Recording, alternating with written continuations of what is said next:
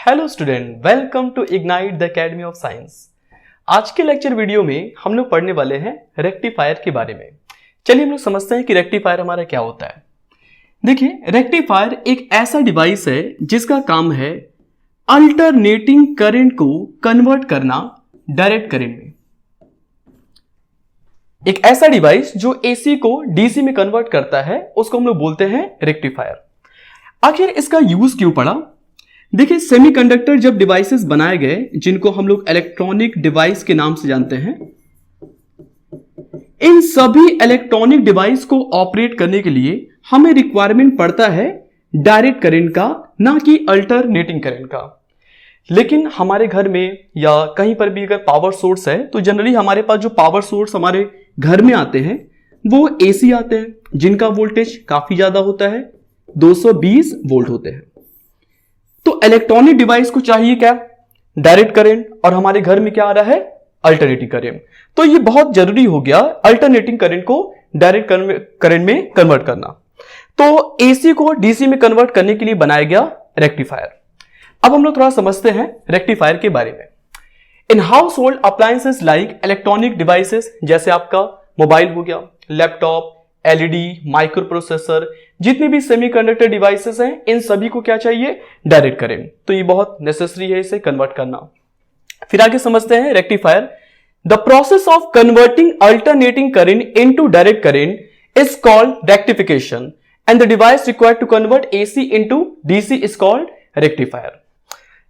इस प्रोसेस को हम लोग बोलेंगे रेक्टिफिकेशन, जो कन्वर्जन हो रहा है, और जो डिवाइस हमें चाहिए उस डिवाइस का नाम क्या होगा?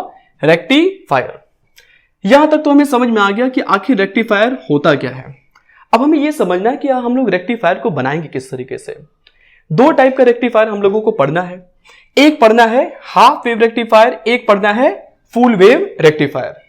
दोनों रेक्टिफायर को जो हमें बनाना है उसके लिए हम लोग यूज करेंगे पीएन जंक्शन डायोड, जो काम करेगा आपका रेक्टिफायर के प्लेस पे।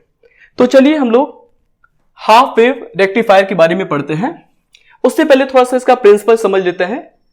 देखिए, आपको इसको समझने के लिए दो टाइप का बायसिंग समझ में आना चाहिए। एक समझ में आना चाहिए फॉरवर्ड बायस, और एक समझ में आना चाहिए हमें रिवर्स बायस। रिवर्स बायस, ये यहां पे पीएन जंक्शन डायोड का सिंबल बना के रखा हुआ है। फॉरवर्ड बायस देखिए किसे बोला जाएगा? जब पी साइड हमारा पॉजिटिव टर्मिनल से कनेक्ट हो और एन साइड हमारा नेगेटिव से कनेक्ट हो, या कह सकते हैं कि करंट जो हमारा फ्लो करे पी साइड से एन साइड की तरफ। अगर इनपुट करंट यहां पे हम लोग आई सप्लाई करें तो आउटपुट करंट हमें यहां पे आई मिलेगा। ठीक है, मतलब अगर इस तरीके का कॉन्फ़िगरेशन होता है इनपुट, तो जितना इनपुट देंगे उतना ही हमें आउटपुट मिलेगा। लेकिन रिवर्स बायस में जो कनेक्शन होगा, एन साइड हमारा पॉजिटिव से होगा और पी साइड हमारा नेगेटिव से होगा। एन साइड अगर पॉजिटिव से है तो करंट इनपुट जो डायरेक्शन बनेगा वो एन से पी की तरफ। तो अगर इनपुट करंट यहां पे आई हम लोग सप्लाई कर रहे हैं तो रिवर्स बायस में डायोड में करंट फ्लो नहीं होता। मतलब अगर इनपुट करंट आई दिया तो आउटपुट में हमें करंट क्या मिलेगा? आउटपुट में करंट मिलेगा हमें 0। तो इसका प्रिंसिपल समझ लेते हैं हम लोग कि जंक्शन डायोड हमारा फॉरवर्ड बायस में रेजिस्टेंस इसमें बहुत ही कम होता है, 0 होता है, जिसकी वजह से करंट इजीली फ्लो कर जाता है। और रिवर्स बायस में जो रेजिस्टेंस होता है ये बहुत ज्यादा हो जाता है, जिसकी वजह से करंट फ्लो नहीं करता है। तो चलिए अब हम लोग समझते हैं हाफ वेव रेक्टिफायर के बारे में। देखिए, हाफ वेव रेक्टिफायर के बारे में आपको क्या क्या सीखना है। पहला तो आपको समझना है इसका सर्किट डायग्राम। Circuit diagram. दूसरा आपको आना चाहिए इसका वर्किंग। तीसरा हमें यह पता होना चाहिए कि इनपुट और आउटपुट के बीच का, इनपुट एंड आउटपुट के बीच में ग्राफ किस टाइप का हमारा यहां पे बनेगा, कि इनपुट करंट हमारा किस तरीके से जा रहा है और हमारा आउटपुट करंट हमें किस तरीके से मिल रहा है। तो सबसे पहले हम लोग इसका सर्किट डायग्राम बनाते हैं। देखिए, सर्किट डायग्राम बनाने से पहले आपको यह हमेशा ध्यान रखना है कि जब भी आप डायोड यूज करेंगे, डायोड को हमेशा लो वोल्टेज चाहिए। Low voltage. लो वोल्टेज यहां पे तब आएगा जब हम लोग क्या अप्लाई करेंगे, स्टेप डाउन ट्रांसफार्मर। तो डायोड को कनेक्ट करने से पहले हमें यहां पे यूज करना होगा एक step down transformer. Step down transformer बनाने का क्या तरीका है, प्राइमरी में नंबर ऑफ टर्न्स हमारा ज्यादा होना चाहिए और सेकेंडरी में नंबर ऑफ टर्न्स हमारे कम होने चाहिए प्राइमरी के कंपेयर में। तो यहां पे हम लोगों ने कनेक्ट कर दिया इनपुट एसी, ये हमारा हो गया ट्रांसफार्मर का सिंबल। यहां पे आपको कनेक्ट करना है एक डायोड, ये डायोड हो गया और इसके साथ हम लोग अप्लाई कर देंगे लोड, जहां पे हम लोगों को आउटपुट का रिक्वायरमेंट है। इस टर्म को बोला जाएगा लोड आरएल। यहीं पे हम लोगों को चाहिए आउटपुट करंट या आउटपुट वोल्टेज।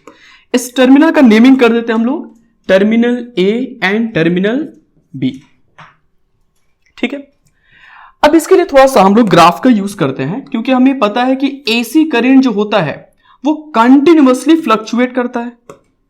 इसके जो डायरेक्शंस होते हैं एसी के, वो लगातार क्या होते हैं, प्लस से माइनस की तरफ। मतलब एक बार करंट इस तरीके से फ्लो करेगा, एक बार करंट बी से ए की तरफ इस तरीके से फ्लो करेगा। थोड़ी देर के लिए आप समझ लें कि जो हमारे पास इनपुट करंट है उसका टाइम पीरियड है 2 सेकेंड। टाइम पीरियड कितना मान लिया, 2 सेकेंड। इसका मतलब यह हुआ हर 2 सेकेंड में इसका डायरेक्शन क्या होगा, चेंज हो जाएगा। मतलब 1 सेकेंड में इस साइड और 1 सेकेंड में अपोजिट डायरेक्शन। तो पहले फर्स्ट सेकेंड में जो करंट का डायरेक्शन बनेगा वो इस साइड से बनेगा। ये हो जाएगा यहां पे इनपुट करंट आई। देखिए ये जो टर्मिनल है ये डायोड का पी साइड हो गया और ये टर्मिनल हो गया डायोड का एन साइड।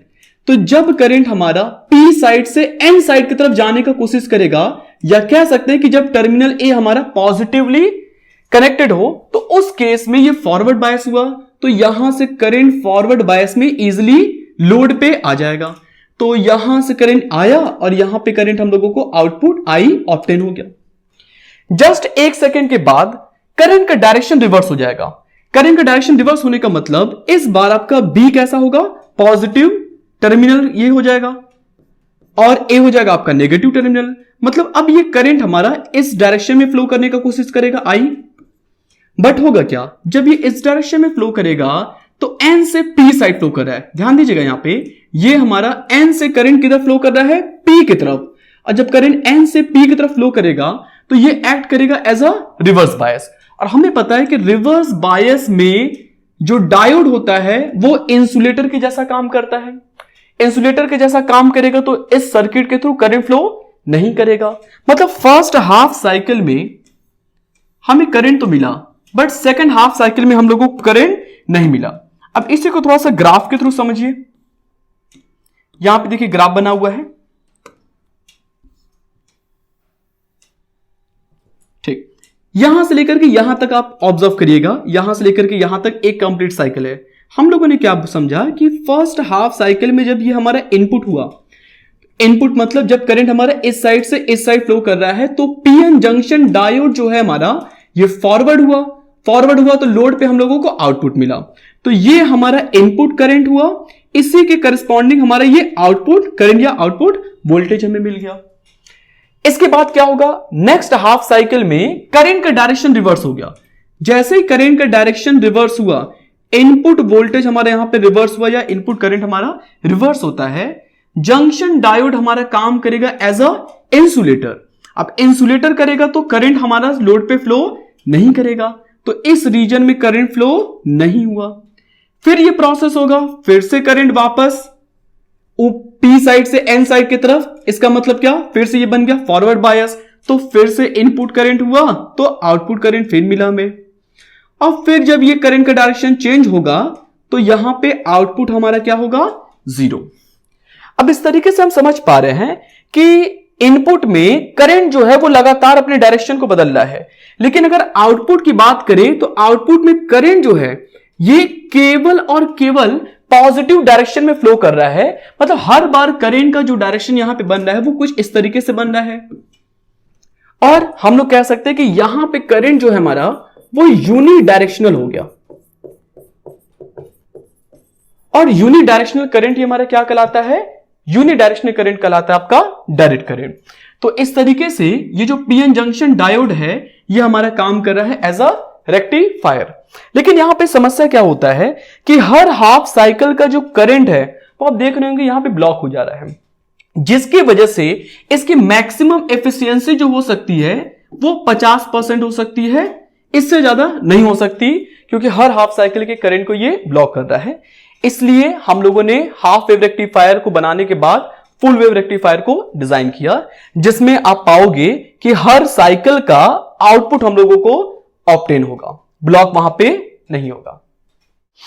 और इस तरीके से हम लोग यहां पे समझ सकते हैं कि डायोड हमारा किस तरीके से अल्टरनेटिंग करंट को कन्वर्ट कर पा रहा है यूनिडायरेक्शनल करंट मतलब डायरेक्ट करंट में, और डायोड हमारे यहां पे काम कर रहा है एज अ रेक्टिफायर।